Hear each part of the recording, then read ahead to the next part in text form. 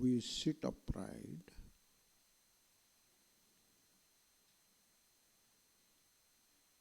not from the memory of earlier experience, but fresh in the present moment.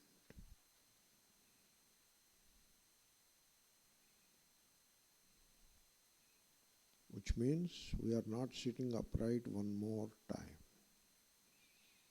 We are sitting upright as though the very first time.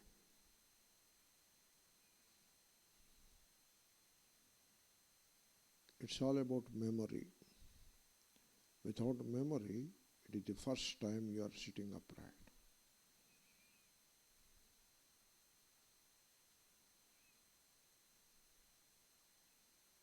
And therefore, there is nothing routine about sitting upright. It is ever fresh.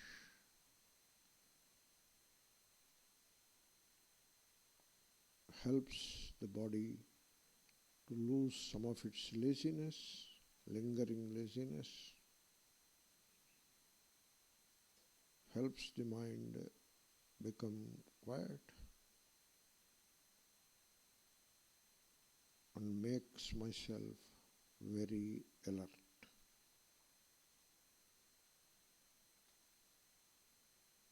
All of that as I sit upright.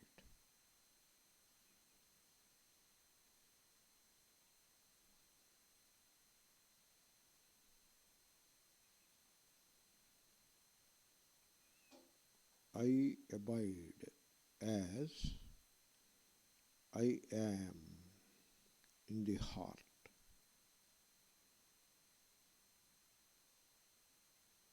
Aham in the heart. Aham.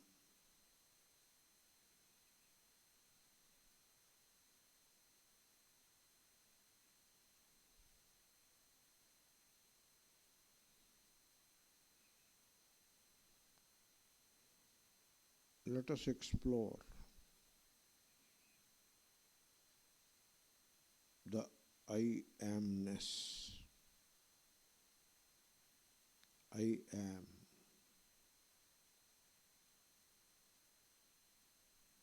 I explore my own sense of the self. I am.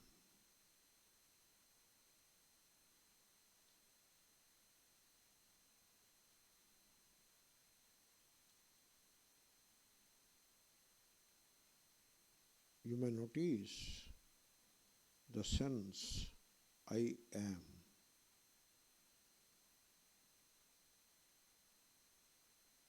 has no location.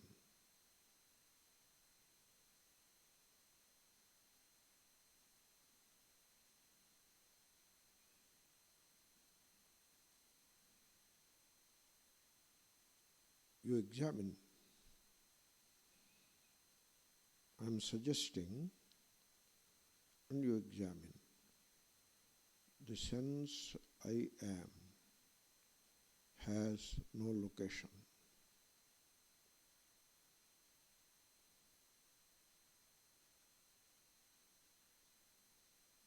The pure sense I am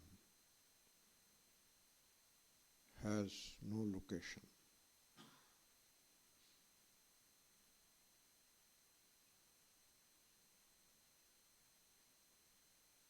And also, it has no time in it. It is neither the past, nor the present, nor the future. The pure sense of I am.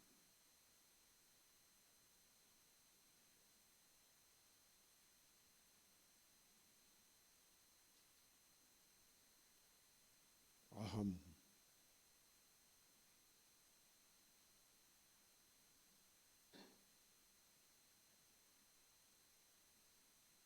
I said heart in the beginning, but now I am saying it has no location.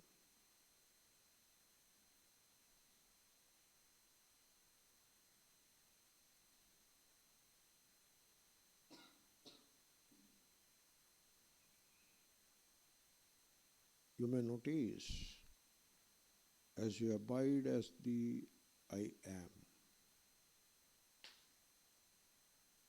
in the sense of I am, there is no fear, there is no anxiety.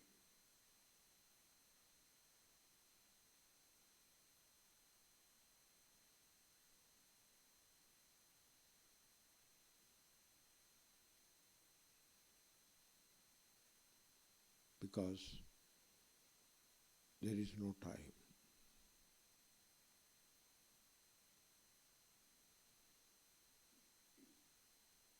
You check for yourself in the sense I am, the pure sense of I am.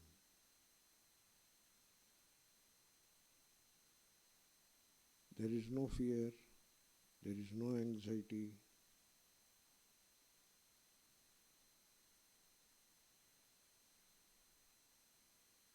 Because there is no time.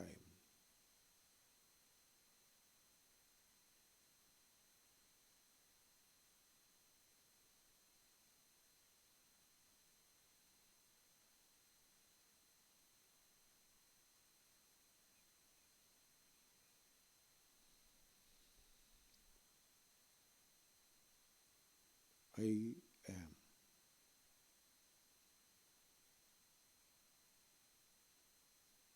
Now you become conscious of the body, be with the body, become conscious of the body. See that I am is gone and me has come back, the me. See that the moment you are conscious of the body, there is instant identification, and I am is replaced by the me.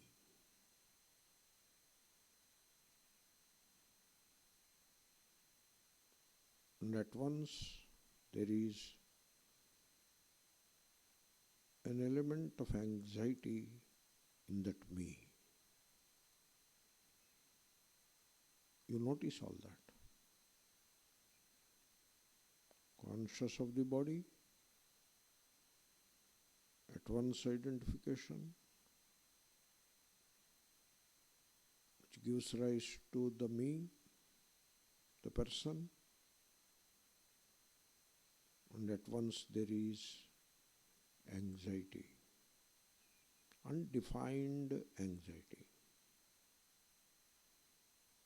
a hint of anxiety.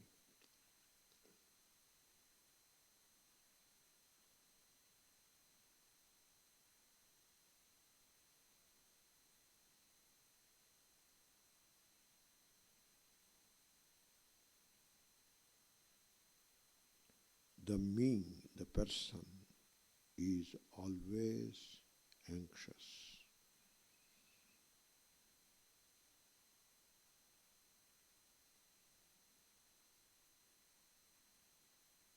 See that. You need not do anything about it. Don't try to get rid of it. You will not be able to. Don't condemn it. Just notice it. The me, the ever anxious me.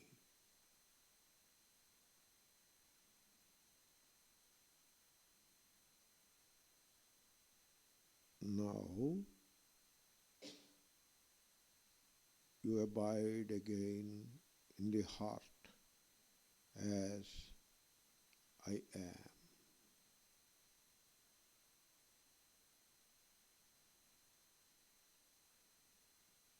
Aham.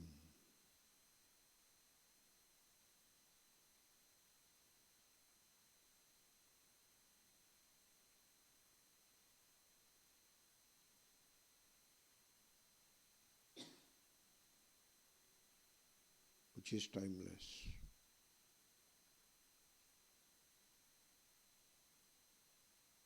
See whether the anxiety dissolves.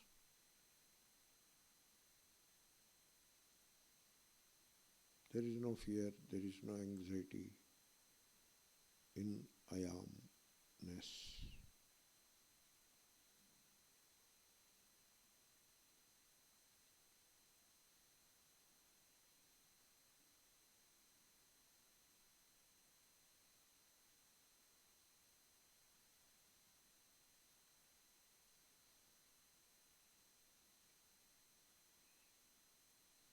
Abide as I am, aham, the boundless, aham, aham.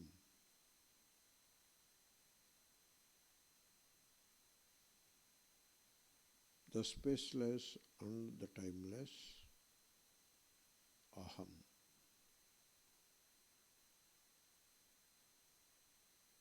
I am.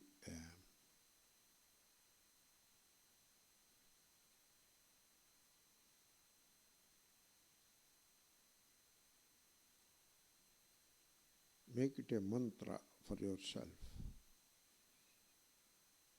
I am.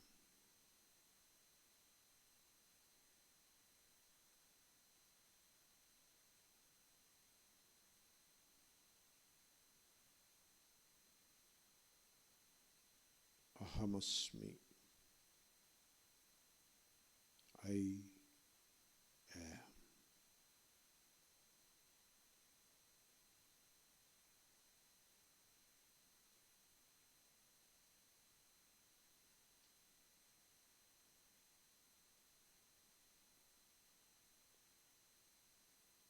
Remember, you have to guide yourself. You are alone. You are your own master.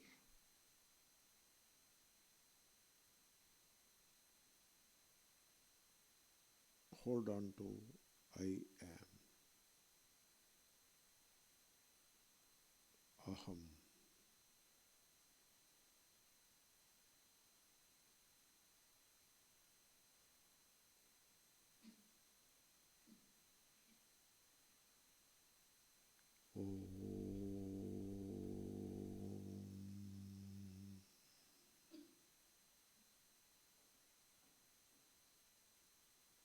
Relax.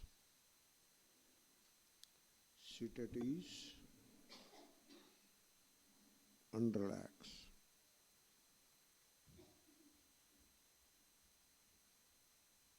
Slowly open the eyes.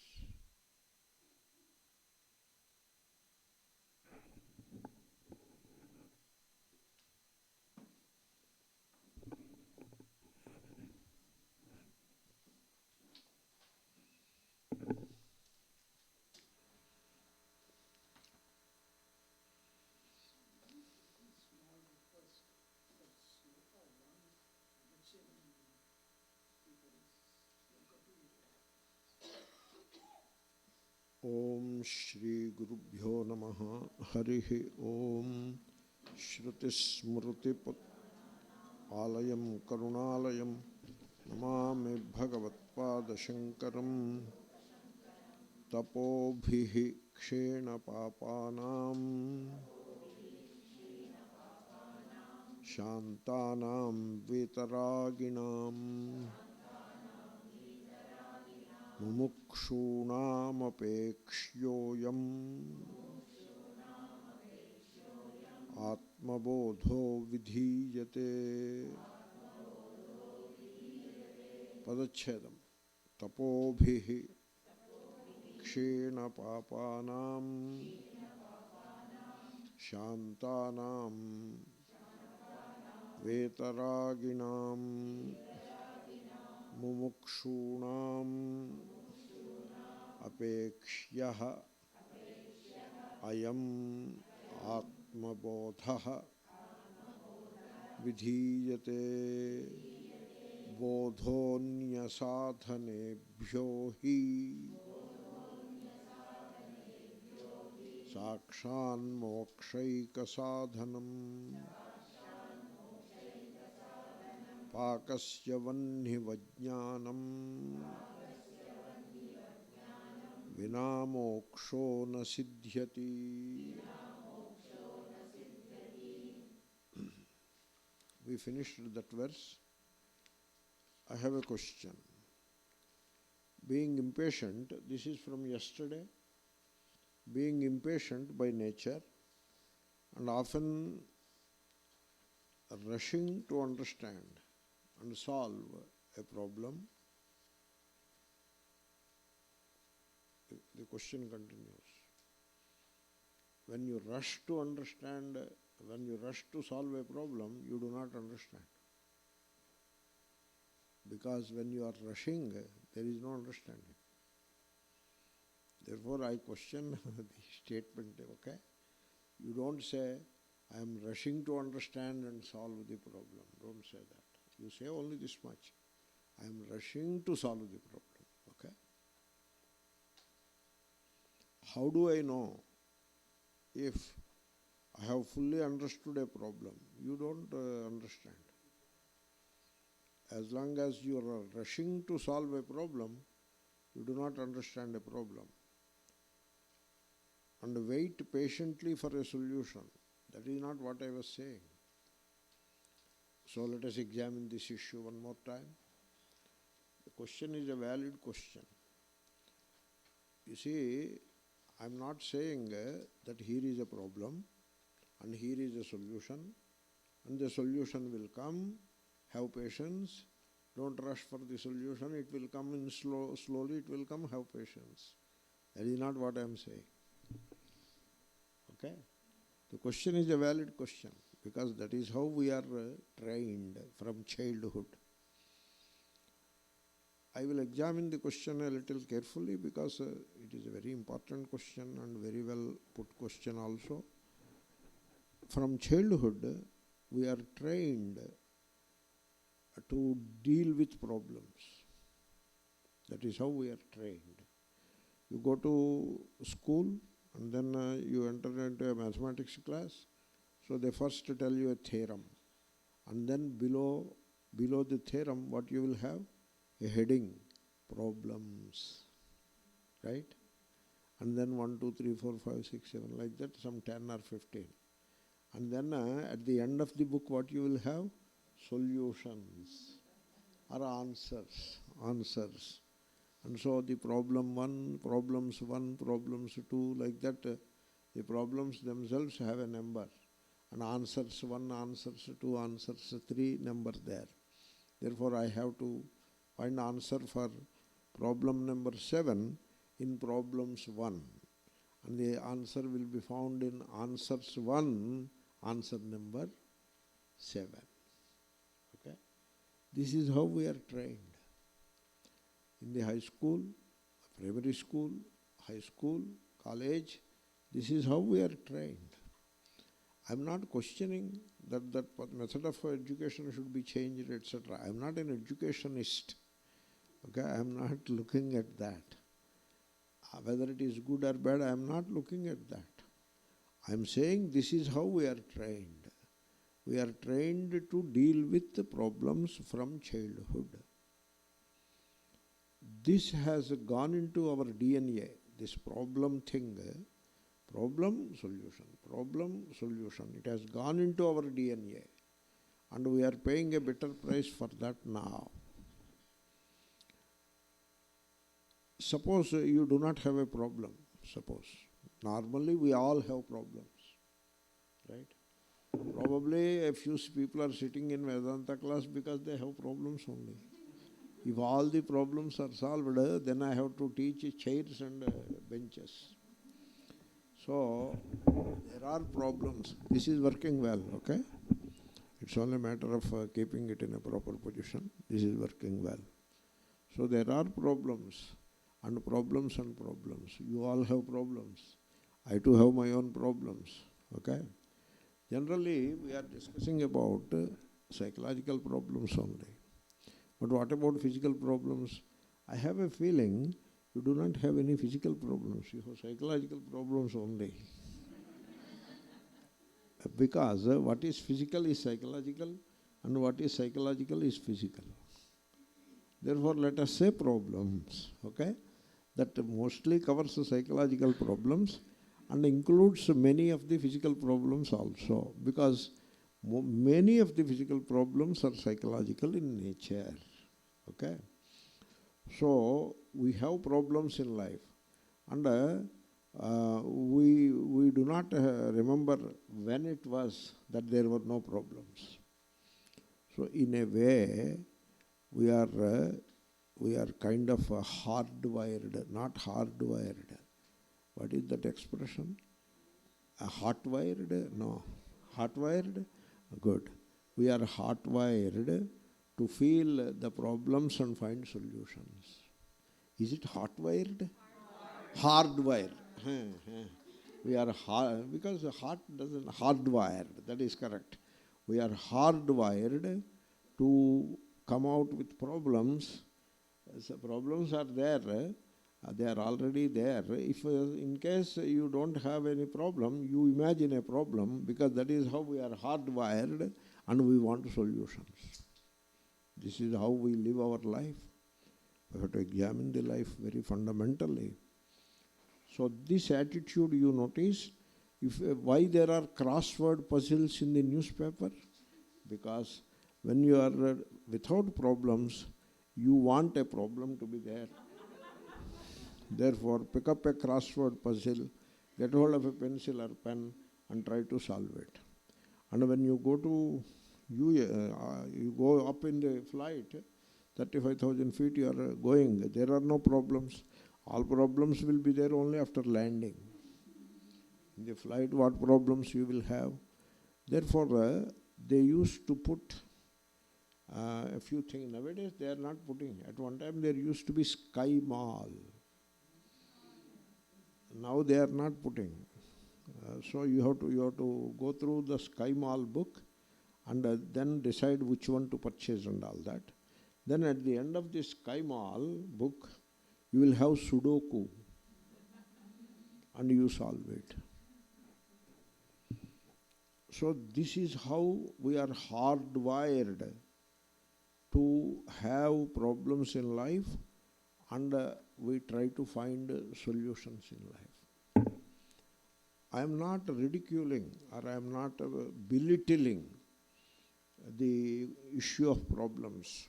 So there are problems, and you check how many of them are entirely imagined and how many of them have a hint of reality in them, a dash of reality in them. You check for yourself, okay? Now let us assume that you have a problem, okay? Because my feeling is, if you examine, if you have suppose half a dozen problems, if you carefully examine them, some of them will drop off. They will drop off. They will not, they cannot withstand the scrutiny, they cannot. They will drop off. So, suppose you imagine a problem with your boss in the office, suppose. That is a problem. It looks like a problem to you. I have a feeling that there is a lot of your imagination in it. Because you deal with one boss, whereas the boss deals with a dozen subordinates. Okay? And so 12 of them have problems with him. All their problems are about him or her. Whereas he has problems with every one of them. He can have problems with every one of them. In which case, his problems number will be multiplied by 12 of your number. You know that? Therefore, the problems with the boss, at least some of them, if you carefully examine, if you have patience, as it is said in the question, you should have patience. And if you imagine, if you carefully examine those problems with patience, you will notice that some of them get resolved. Even while you are examining, they get resolved. Like, if you should have patience though. I got a letter and I was disturbed. Means I have a problem on hand now. And immediately I planned to respond to that letter, which becomes not response, it becomes a reaction. Immediately I typed a strong reply to that letter. Then before clicking send, there is a rule. Before clicking send, sleep over it at least one day, if possible 2 days. So I did that. Then I read it. I felt I need not send it. Means the problem is resolved. The problem is resolved. But that original letter which the gentleman wrote to me, it is there in memory. And that is not a problem anymore, but it is there. And when the person meets me, I respond appropriately. May not be, I will not be as friendly with him. Maybe. Or maybe I can overlook the person's problem, person's issue. The way the person wrote a kind of a very ungraceful letter, I can overlook it and be friendly with him. Even that I can do.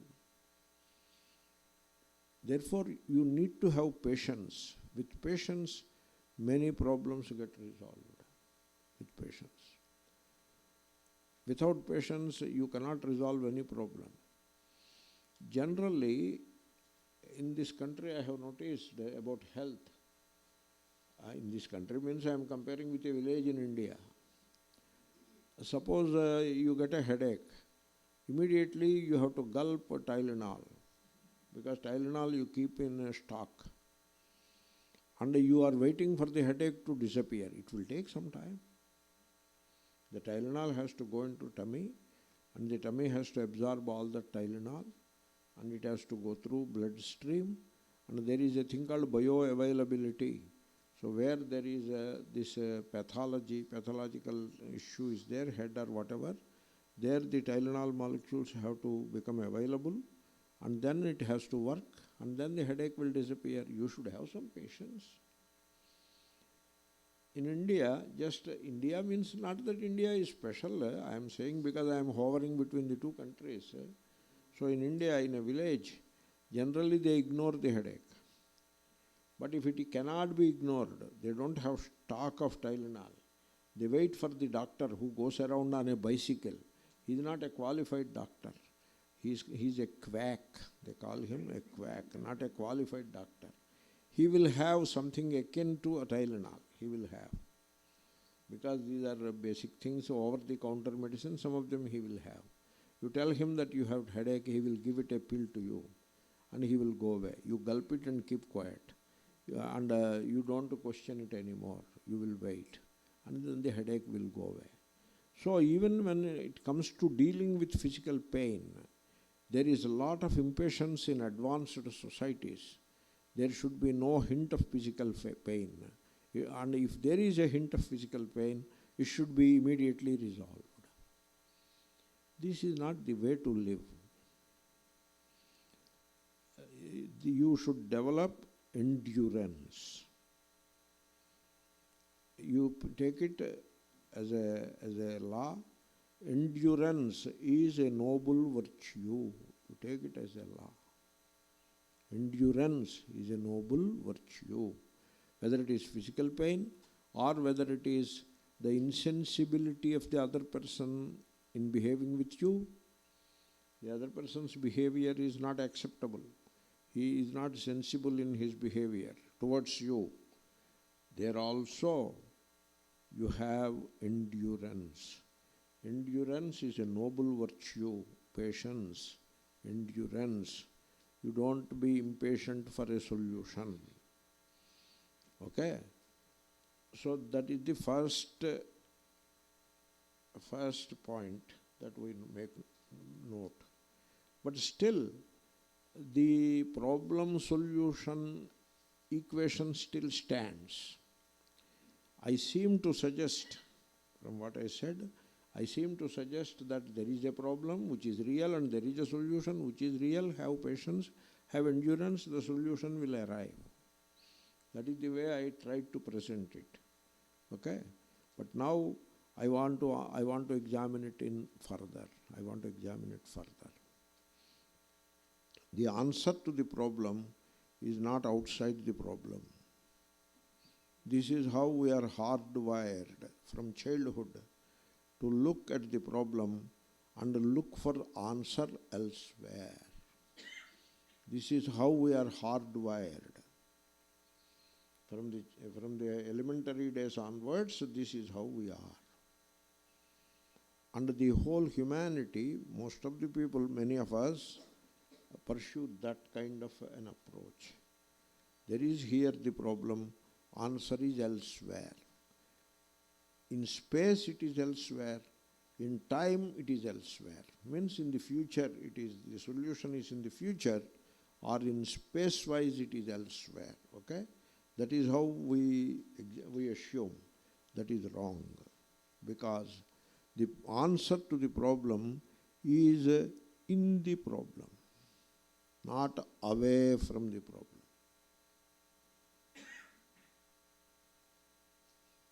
So, away in space, away in time. That is how you assume. But no, it is not away in space, not away in time. It is now and here in the problem, the answer. If you understand the problem, the answer is there. Okay? If you understand the problem ceases, means it evaporates. You think about it. I am putting first I did not come to this. First I have put it in a conventional way in which the problem and its solution are taken as generally people take it. And I have added the element of endurance and patience.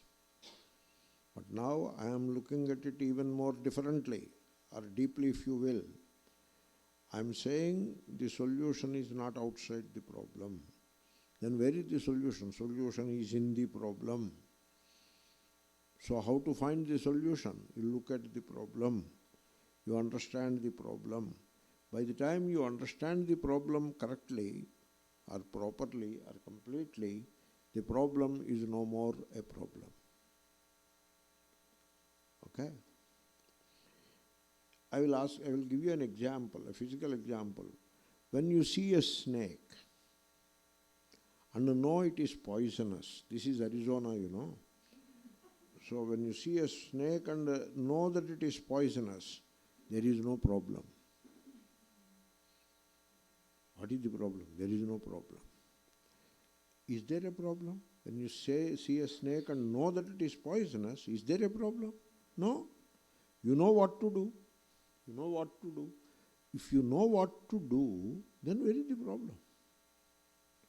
So you do not touch it, for example, you do not touch it. You step back and call 911 or go away or do something else.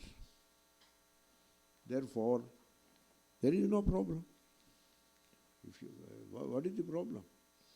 So, therefore, when you know the problem, there is no problem.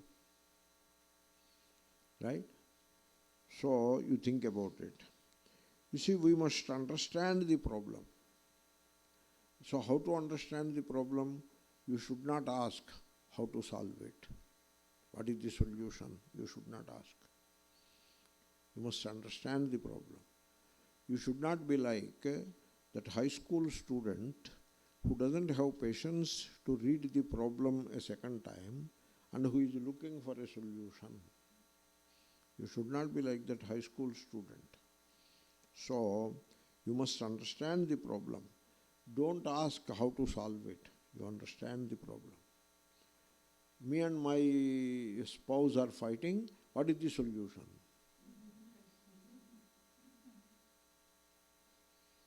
You will never resolve that issue.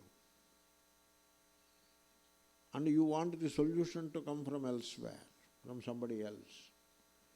And that somebody, this is a crazy world. And that somebody else says, nowadays Kuja is not in your favor, that's why you are fighting with your wife. That is what he tells. Now what you have to do, go and jump in the lake. What else can you do? That is not the way to look at the problem. You are fighting with the spouse, you have to examine that. Why are you fighting? So, when you understand the problem, surely the problem will reveal its answer. The answer is there. The answer is there. I will give you an example. I gave this example already one more time. In a right-angled triangle, simple problem. So, the two sides are 3 and 4. What is the length of the hypotenuse? That is the problem. Now, where is the solution for that? Is it not in the problem? Look at it. Right-angle triangle, put it. 3, 4, put it. Read the problem one more time. Examine the problem one more time. Immediately you will remember Pythagoras' theorem and come out with the answer. The answer is there in it. But you are accustomed to look for the answer at the end of the book, and there it writes as 5. So you got the answer. Where from you got the answer? From the answers list you got the answer. What a misfortune. So that student, he will not pass that mathematics exam. Because he believes that 5 came from the answers list. This is how we suffer in life. The answer is there in the problem.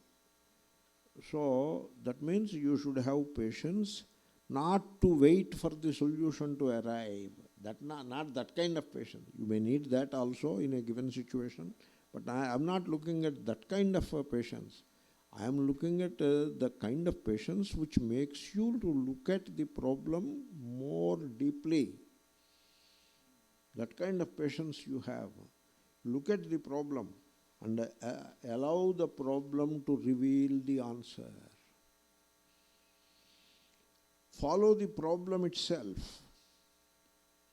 How to follow the problem itself? You see, generally they say, when I put 2 fingers like that, the question is asked, do you see both fingers at the same time, or do you see them sequentially? I am giving the answer, you don't give the answer. It is only an example. So you see them sequentially, you never see them together in one. So this is a kind of quantum entanglement kind of thing it is. Okay, you never see both fingers at once. You see them sequentially, bari dekhte hai. You got it? Bari. So you see one finger, then you see another finger, and the mind connects them and makes it 2. Therefore, so you can only look at one thing at a time. Now, would you look at the problem or would you look at the solution? People are looking at the solution. They are always looking at the solution. They are not looking at the problem. Because while looking at the solution, you cannot look at the problem. And when you do not look at the problem, you do not understand the problem. And without understanding the problem, it will not reveal the answer which it contains. So, to look for an answer is not to understand the problem. Okay? If you do not understand the problem, there is no answer to the problem. Now, I have told in very general terms, please examine all this, and you rejig or rewire your approach to problems of life. Always the solution or the answer is in the problem. It is not outside the problem. And so you have to look at the problem, you have to understand the problem, you have to examine the problem, explore it, and it will reveal the answer. Now who is guiding you in all this? No outside guru can guide you in all this. In all this, you become your own guru. You be a light unto yourself. Guide yourself and examine the problem. You see, when you suffer, suppose, I talked in terms of problem.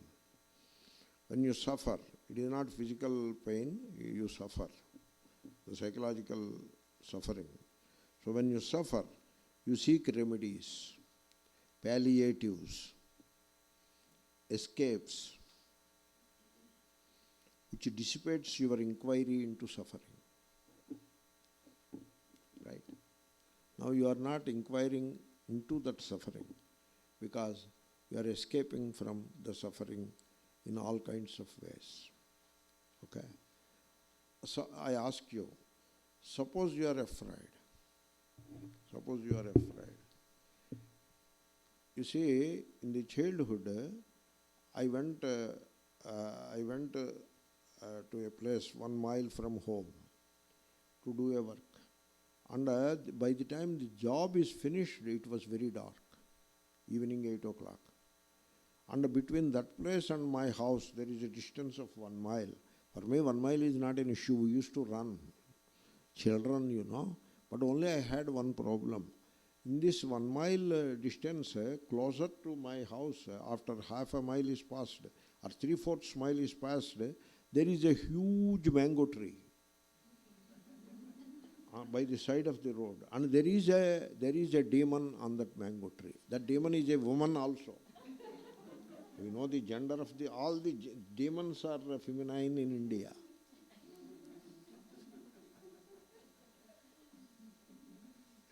Don't mind by saying it. That is how the people take it. That's why I said it. So the demon is there. I'm afraid. And I cannot cross that tree. Because it is no lights, no street lights, nothing. Village water street lights. So, and there is moon. But by the time you come closer to the tree, it becomes more dark. Because the moonlight cannot penetrate the foliage. And therefore it is very dark.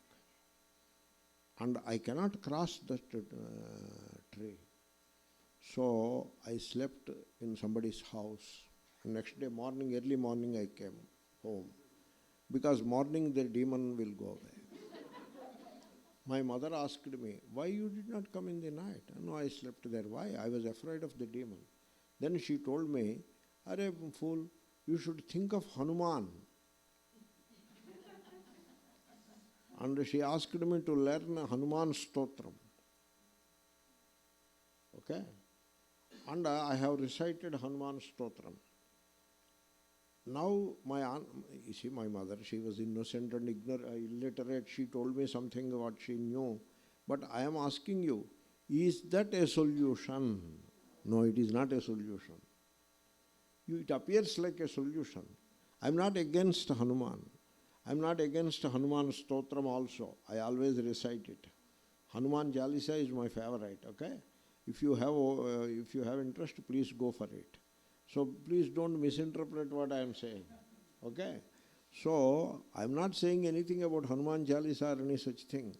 I am saying that is an escape from the problem. You are escaping from the problem. You are not examining the problem. Then I studied a story of Swami Vivekananda as a child. From the childhood, for us, Swami Vivekananda's life history and his teachings were a great inspiration. In fact, my name was coming from that samskara only, like Ramakrishna Paramahamsa's name. And therefore, that inspiration was always there. And so I read a story. The story goes, people told him that there is a tree outside the village and there is a demon on that tree. And he wanted to know that demon. He wanted to see that demon. It doesn't appear during the daytime. Then he said, I will try to see in the night time. Then they said, if you go in a group, it won't appear. Then he said, I will go alone. Then he said, until it is midnight, it won't appear. Then he said, I will go in midnight only. It may not appear on the ground, only it will be sitting on the tree. Then I will go up the tree. He did that. Nobody assumed that he will go, but he did not tell anybody. Secretly, he left home and he went to the tree and climbed the tree and waited for the demon to appear till early morning. He sat there on the top of, on one branch of the tree with a lathi in his hand. No demon came. Then he came back. People asked, where were you in the whole night? I was on the tree.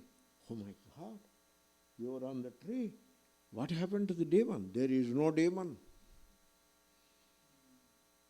This is the solution to the problem. Okay? The first one is not the solution. People use religion as an escape from the problem. They will never be able to solve the problem that way. Don't use religion as an escape from the problem. That is not the way to solve it. Therefore, when you suffer, you seek palliatives, escapes, etc., which dissipate your energy. So, suppose you are worried, suppose you are suffering, the instinct, our instinct is to run away from it, to run away from the worry, to run away from the suffering, to take a flight away from it. You should not do that. What you have to do is, you observe the suffering. You observe the worry without condemning it. You observe that worry. Observing the worry, observing the suffering is not easy. It is very arduous task. You have to do it. You observe that worry, you observe that suffering, then you will find that it begins to tell you extraordinary things. That suffering, that worry, okay? It begins to reveal untold treasures. You should have patience. It is not easy to observe the suffering, to observe the worry. You do not learn anything from pleasure. You learn only from suffering, provided you observe the suffering, which is not easy. Therefore, I recommend that as a solution.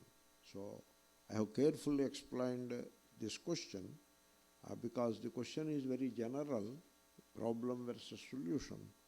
And therefore, I have explained in general terms only, but I have given some illustrations also here and there.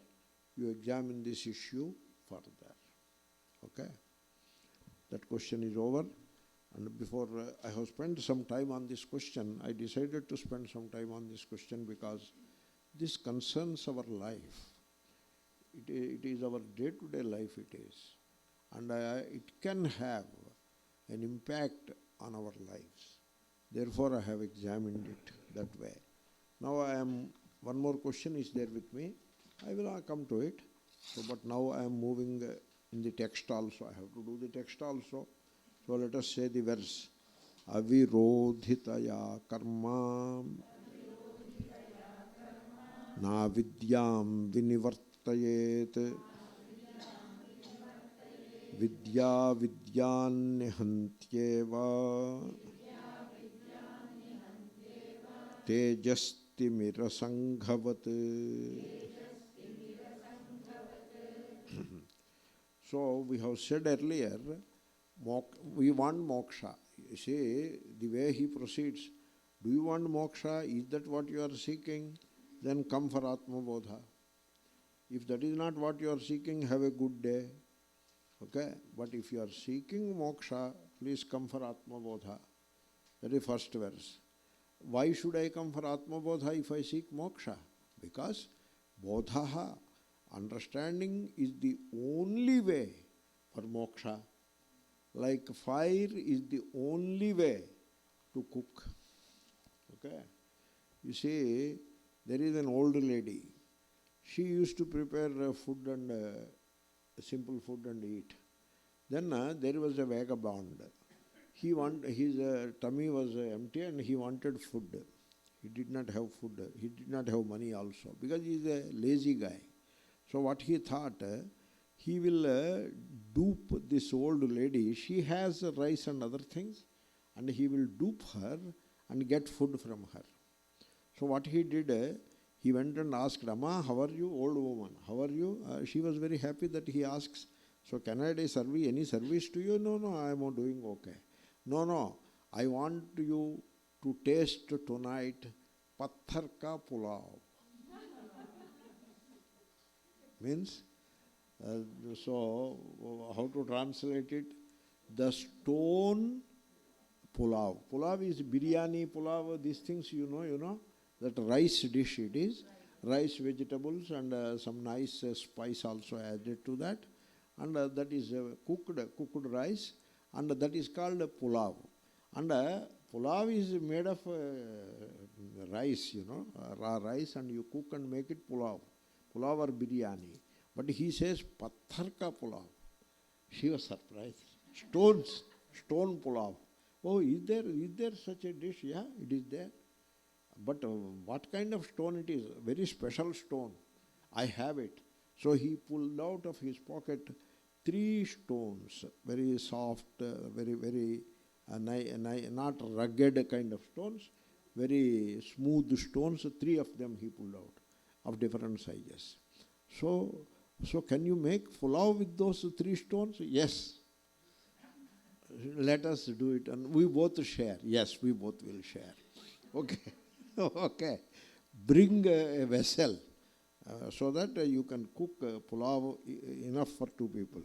So she went and brought a vessel. Then he put the stones in it, about to put the stones in it. But he said, I will put the stones, but first we have to put some rice in it. So she thought, true. You want to make pulao, of course, patthar ka pulao, you have to put patthar, stone, but some rice also you have to put. So she brought some rice. And he put the rice in it, and then put the stones in it. Then he told, put some water also. Of course, you have to put water for making pulao. And then some spice you don't want to put. Of course, it must be spicy. So put some spice, chili, and some salt also you have to put. A few vegetable pieces will be nice, So she brought and put and he cooked it. And now the pulao is ready. So patthar ka pulao is ready. And he served to her and he served to himself. And then the patthar came. He washed them and put it in his pocket. He ate it and asked her to eat it. How is this? Patthar ka pulao. Similarly, karma giving moksha is like this.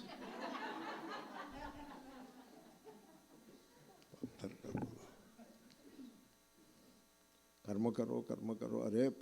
When a person wants moksha, why do you ask him to do karma? He wants moksha. You ask him, what do you want? Moksha. Then only knowledge is the only way of getting moksha. Only way. Mokshaika sadhanam. Not one of the ways. So, otherwise it becomes like patthar ka pulao. So we do some karma and some jnanam also, and you will get moksha. So you add patthar and add rice and make pulao. You get patthar ka pulao. So, therefore, moksha is not from karma. Moksha is from bodhaha, anyasadhanebhyaha. Put aside all other ways of, all other means of moksha, which are current. which people say, this gives moksha, that gives moksha. Put all those means aside. All those means 3 means. Karma, bhakti and yoga. Put them aside, so you come to jnanam. So what this jnanam will do? So what jnanam will do? Jnanam is such a thing, it cannot produce anything. Jnanam is, when it comes to producing something, jnanam is useless. You want to produce something, jnanam cannot produce anything. Only karma can produce something. Okay? Suppose if the moksha has to be created, then jnanam will not be useful. Karma alone will be useful. Okay? Suppose the moksha is already with you. Okay? It is already with you. Then you only have to know it. Okay? In that situation, karma has no role to play. This is there is a nyaya to this. This nyaya you may want to know. Some of you may know it already. It is called kantha chamikara nyaya. Kantha is the neck. Chamikara is the necklace. Nyaya is the rule. The rule. The rule of the necklace the rule of the necklace in the neck. That is the kantha chamikara nyaya. It is like this. There was a king and of course a queen. The queen was given, or she acquired, a diamond necklace with a very costly diamond studded into that necklace. She was wearing it with a lot of enthusiasm and love. And one morning, she was about to, she took bath and all that, and so she wanted to put that necklace, but she could not find it. She misplaced it somewhere. And then she started searching.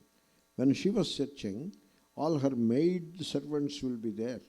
They will not keep, they cannot remain idle. So they also started helping her in searching this diamond necklace. Okay? They were all feverishly searching for the diamond necklace. Then the king walked in. Then the queen told, don't come now, I am not free now. Why, what happened? I lost my diamond necklace, I am searching for it. Oh, is it like that? The king walked away. And then he told the minister, the queen has lost her diamond necklace, so please do something about it. Minister has to do something, you know. Some security person has to bring, etc. So please bear with me, okay? So you know the story. So the minister came. Minister is a wise man. That's why he is a minister. You see, he must be wise to be a minister. And he must be a little dumb to the king, to be the king. Anyway, the minister came.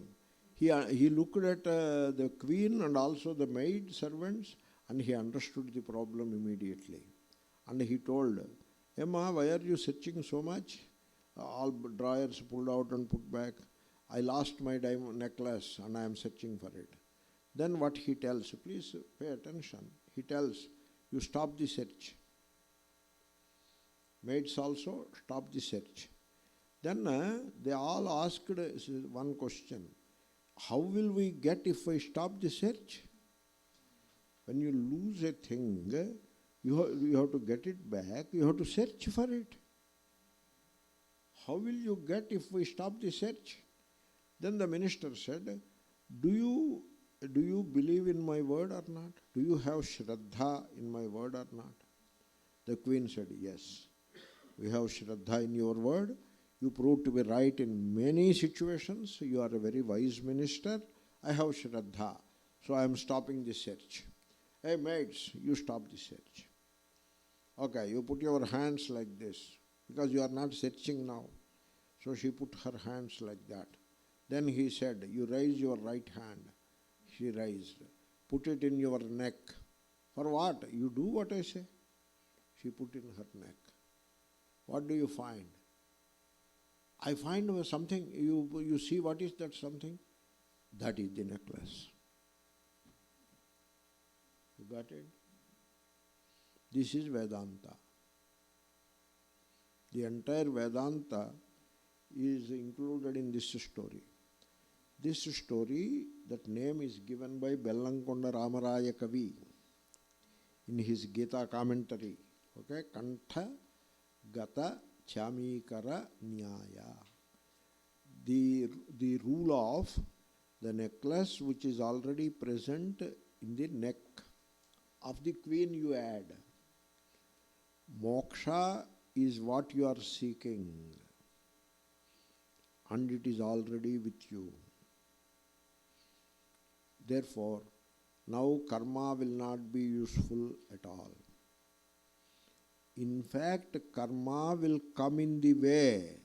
It becomes an obstacle, because you examine that story, as long as the queen and her maids are searching for the necklace, they won't get it.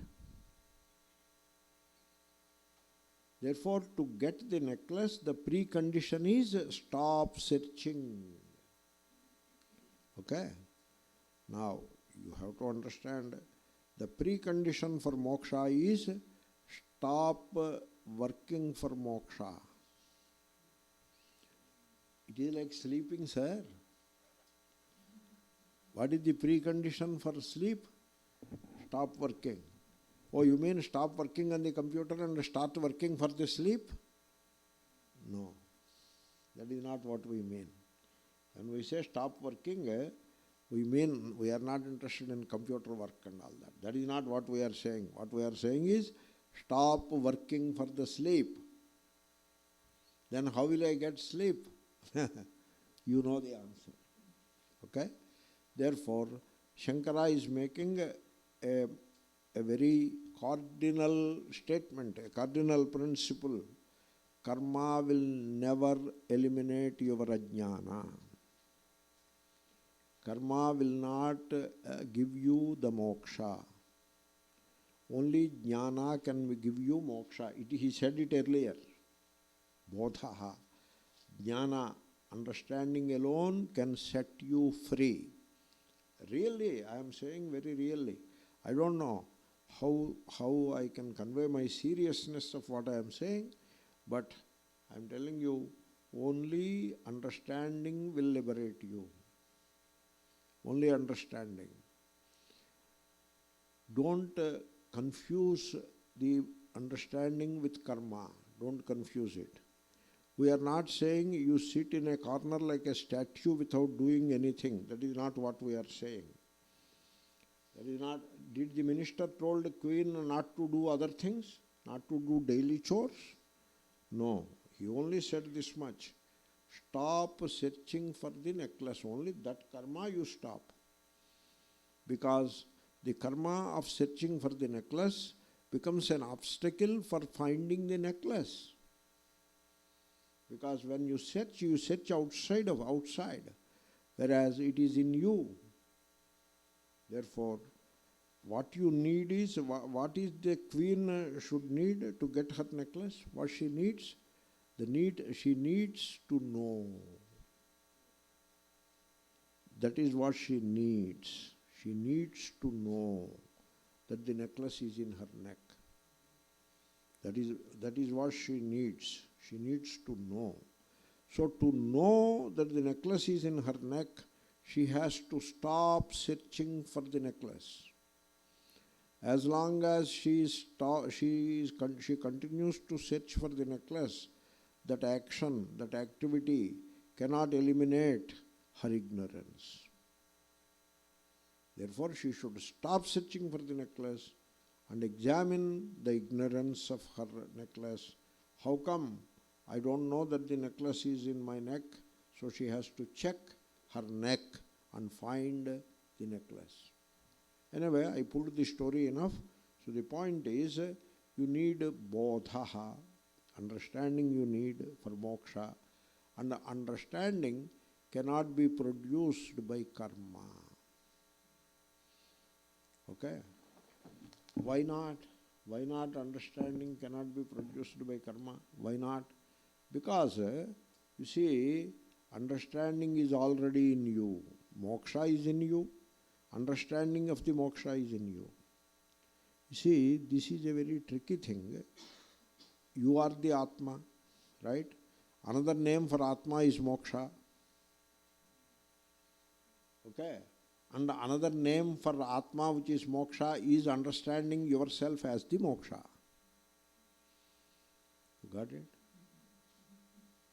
Because even understanding is Atma.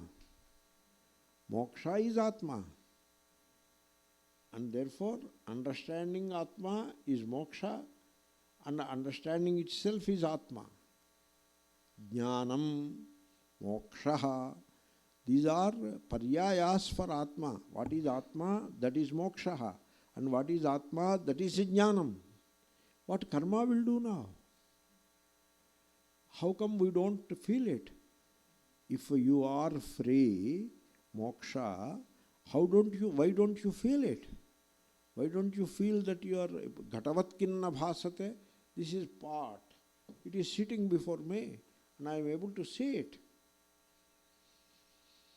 When I am able to see it, because it is before me, similarly, when there is moksha in me, I should feel it. I should feel the moksha in me. Why don't I feel it? Because the moksha in you is covered by the darkness of ignorance. It is like there is the pot, but why don't I see the pot? Because there is no light.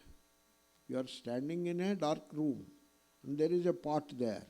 You are not able to see the pot. Pot is there. You cannot see the pot. Now put the light on. Now the light did not produce the pot. The light only revealed the pot, did not produce the pot. Therefore, light is always like that. Light cannot produce anything. If you want to produce the pot, you have to get clay and put a wheel and you have to produce it. But now it is not about producing the pot. It is about revealing the pot which is already there and for which karma has no relevance. We are not disparaging karma. We are saying it is not relevant in this context. It is not relevant. We are not disparaging. You have to get up and make some food and eat it, you know. It is not relevant. Because then a question, why not karma remove darkness? Suppose I take a lathi and beat the darkness to pulp, then it will go away? No, karma cannot take away the darkness. Karma cannot remove darkness. Only light can remove darkness. Why not? There is a law. The law is, that is the law what he is saying. The law is the opposite eliminates the opposite. Okay? The opposite eliminates the opposite. You take a proton, positive particle, add an electron into it, which is a negative particle, it becomes a neutron. The proton is gone and you got neutron now. The opposite eliminates the opposite. Okay? So darkness and light are the opposites. Darkness eliminates the light and light eliminates the darkness. These are called mutually exclusive. Okay? Mutually exclusive. This table and this chair, are they opposites? No. Are they mutually exclusive? No. Moksha and karma are like that. They are not mutually exclusive. Jnana and karma are jnana and avidya, jnana are mutually exclusive. Jnana eliminates ajnana. Ajnana covers up jnana. Karma, it doesn't eliminate ajnana. In fact, karma lives happily with ajnana. They are buddies.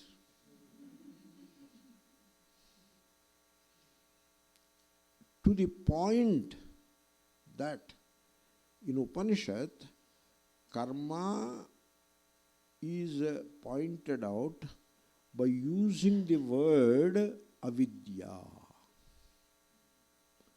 To that extent, karma and avidya are close. So they are so close that Upanishad uses the word avidya to mean karma. Okay? Somebody said, I have tamoguna, laziness. The Upanishad said that is death. Laziness is death. Oh, is it so? Yes. Laziness is death. You should get rid of it. You want death? No, I don't want death. Then you should get rid of laziness. Then how should I get rid of laziness? You take the help of avidya. Avidya will help you to get rid of laziness. Oh, is it? Yes. Avidya is karma. Okay? The Vakya in Ishavasya Upanishad, avidyaya mrityum tertva, vidyaya mrutam ashnute. So first condition is you have to cross or get rid of the mrityu, which is laziness. You cannot remain lazy.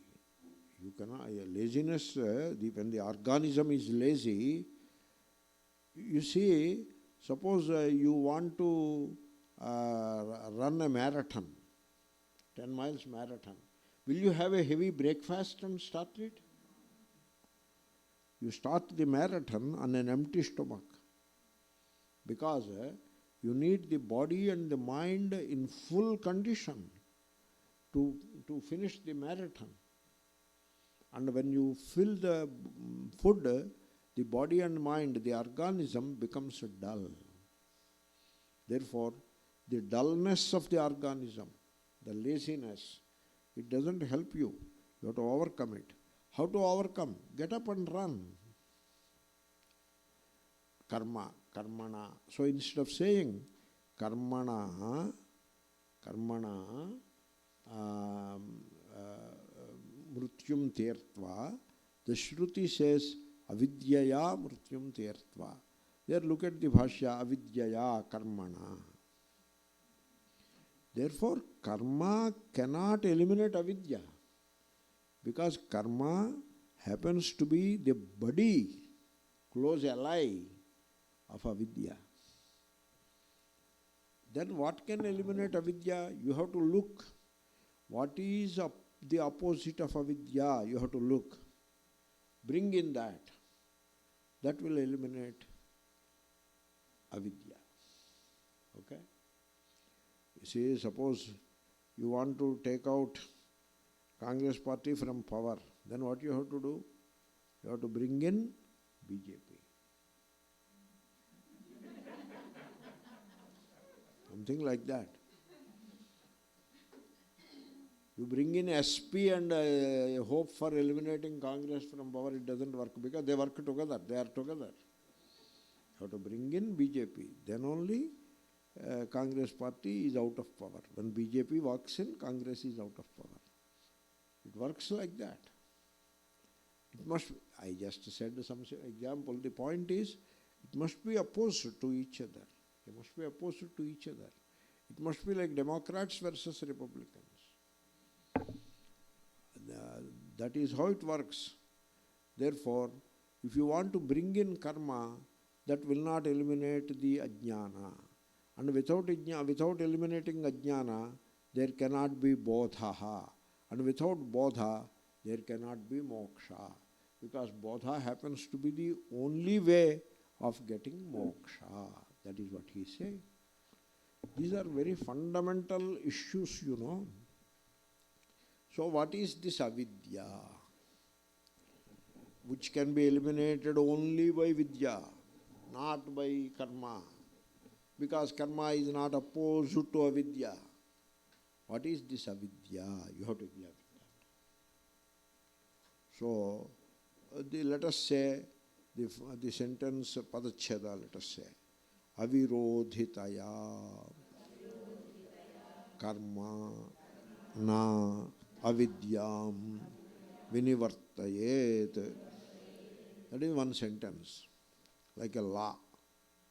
Let us say, karma, the action, Avirodhitayā, because it is not opposed, avidyāṃ, ajñāna, na vinivartayet, will not eliminate, cannot eliminate. Now make a sentence out of it. The sentence is, karma cannot eliminate ajñāna because it is not opposed to ajñāna. Okay. See, I remember always from the childhood, we went to see a movie. In that movie, there is a patient, old man, a patient lying on the bed. So the son goes to bring the doctor. The doctor is very weak and he is unable to stand on his feet. And he walks in. And even while walking in, like that, he is coughing and he is sick.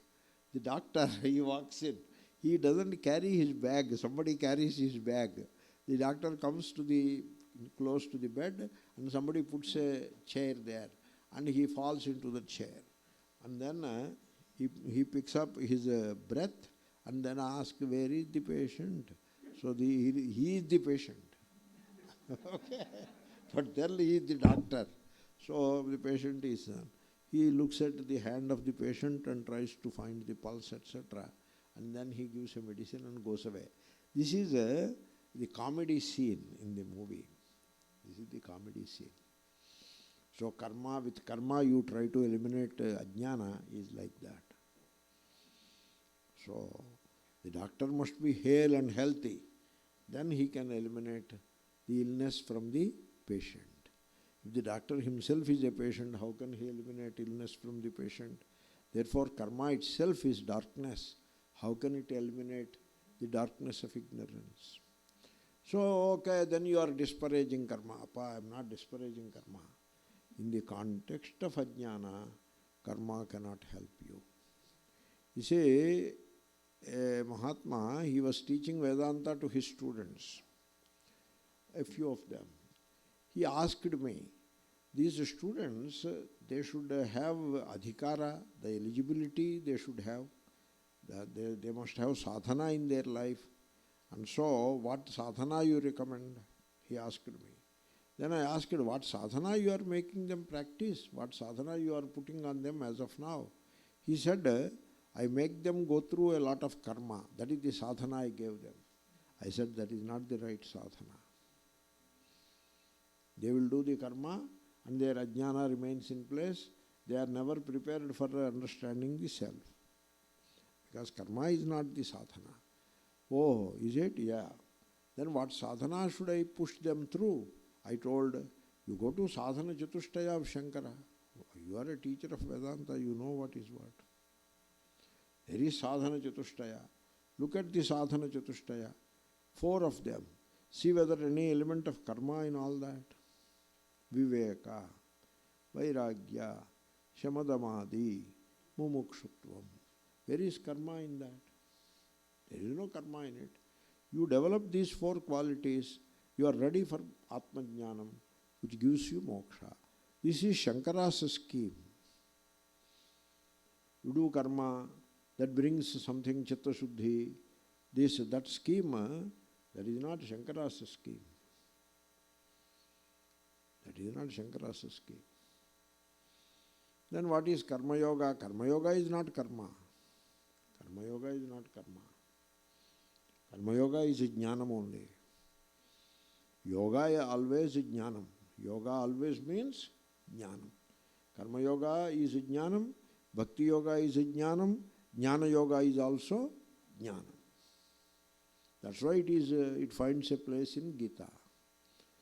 So, karma you will do, but with jnanam.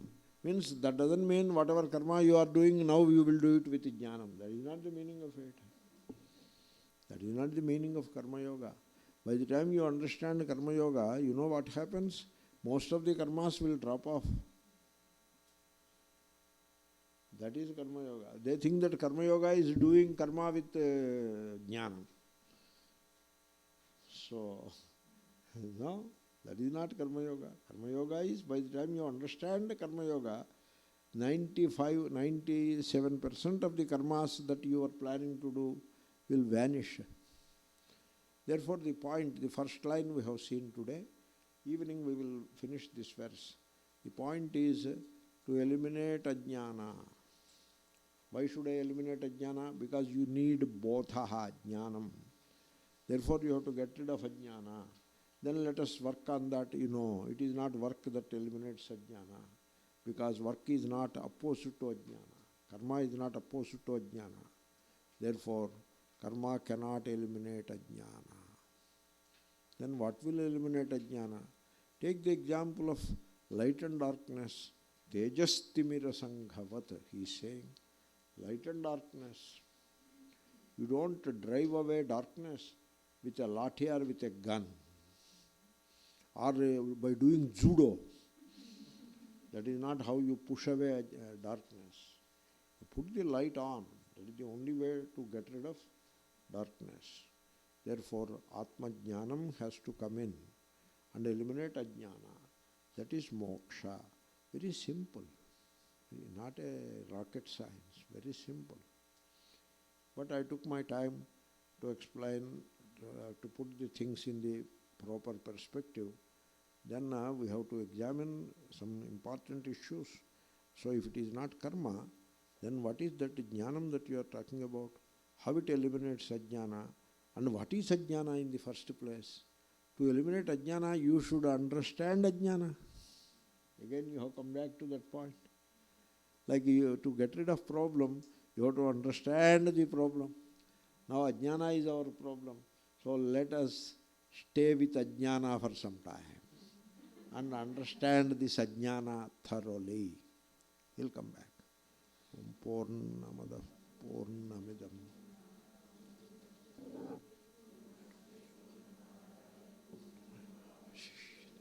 Om Shanti Shanti Shanti.